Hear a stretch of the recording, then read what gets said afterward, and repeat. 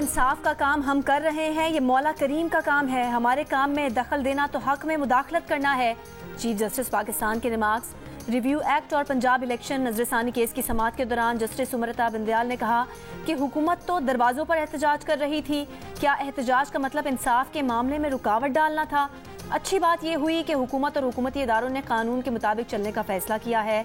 आज हुकूमत की सोच रियाजी की बुनियाद पर नहीं, कानून और हक़ाइक़ पर है। हुकूमत की अच्छी कानून साजियों को हम सराहते हैं। रिव्यू एक्ट में आर्टिकल 184(3) से मुतालिक अच्छी तरमीम है। सिर्फ एक गलती उन्होंने ये की है कि आर्टिकल 184(3) पर नजरसानी को अपील करार दे दिया।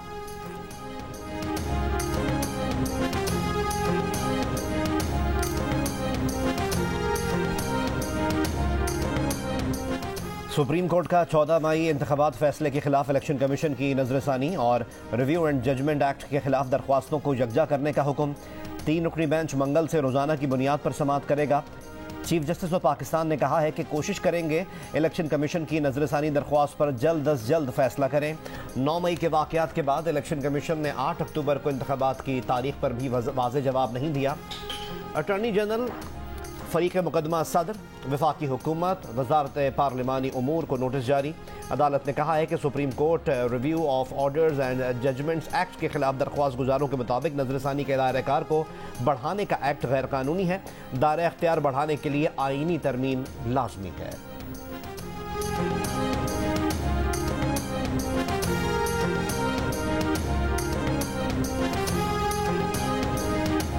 पंजाब में मुबैना रिश्वत के एवज तकर्रियों और तैनातियों का इल्ज़ाम। साबिक वज़ीर आला उस्मान बुज़दार, साबिक खातून अव्वल बुशरा बीबी के बेटे इब्राहिम मानिका, बुशरा बीबी की सहेली फरत शहजादी और फरागोगी के खिलाफ मुकदमा दर्ज, गिरफ्तारियां मुतवक्के।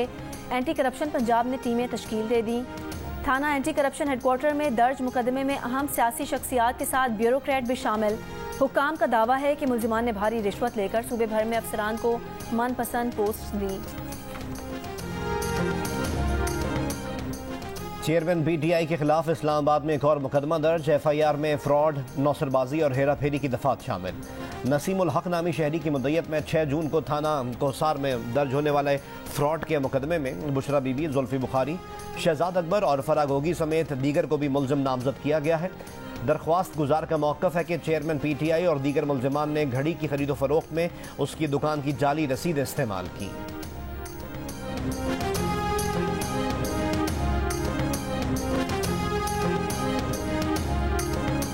जिस शख्स को एजेंसियों का आलाकार बताकर प्रोपेगेंडा फैलाया गया वो पाकिस्तान तहरीक इंसाफ का सरगर्म कारकुन निकला।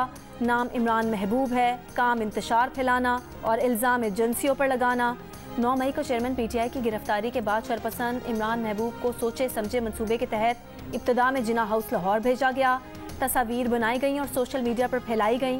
फिर PTI ने ऑफिशियल ट्विटर हैंडल से इमरान महबूब की वीडियो जारी करके उसे एजेंसी का बंदा करार दिया और वाक़े का सारा इल्ज़ाम सिक्योरिटी इदारों पर लगाने की कोशिश की। शरपसंद इमरान महबूब कानून नाफिज करने वालों की हिरासत में है। मुल्जिम को आर्मी एक्ट और ऑफिशियल सीक्रेट एक्ट के तहत कार्रवाई का सामना करना पड़ेगा।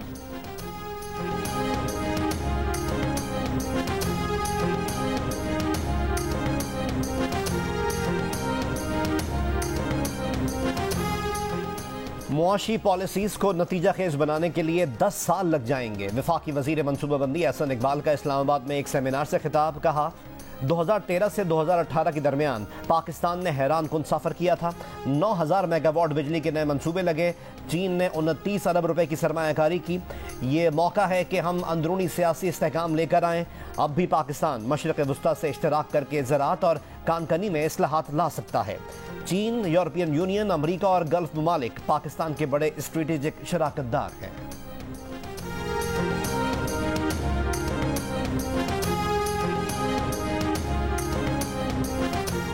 पाकिस्तान की माशी शरह नमू आइंदा माली साल 2% रहेगी। वर्ल्ड बैंक ने माशी मंजरनामा पेश कर दिया। कहा अगस्त 2022 के सैलाब के असरात और पॉलिसी की बेयकीनी ने पाकिस्तान में पैदावार मुतासिर की।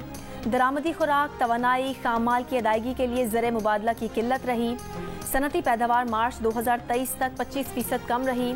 ज़र मुबादला की किल्लत और वर्कर्स तरसीलात में कमी का सामना रहा। रुपए की कदर साल के आगाज़ से 20% कम हुई है। महंगाई की शरह मई में 38% रही।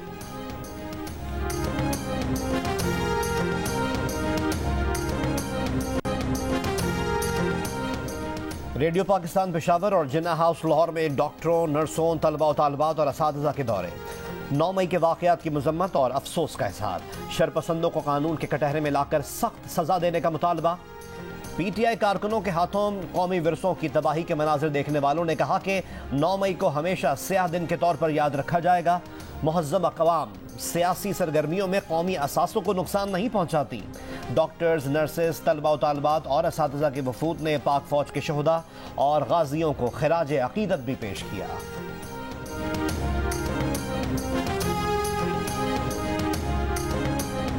कायद आज़म के इंतकाल के बाद उनका तसव्वुर कि ये फलाही रियासत होगी बदल दिया गया। साबिक चेयरमैन सेनेट सेनेटर रज़ा रबानी का तकरीब से खिताब, कहा पाकिस्तान को सिक्योरिटी स्टेट में बदल दिया गया। पाकिस्तान के बुनियादी उसूल में विफाक और सूबाई खुद मुख्तारी शामिल थी। 18वीं तरमीम तवील सियासी जद्दोजहद के सफ़र से गुजरी।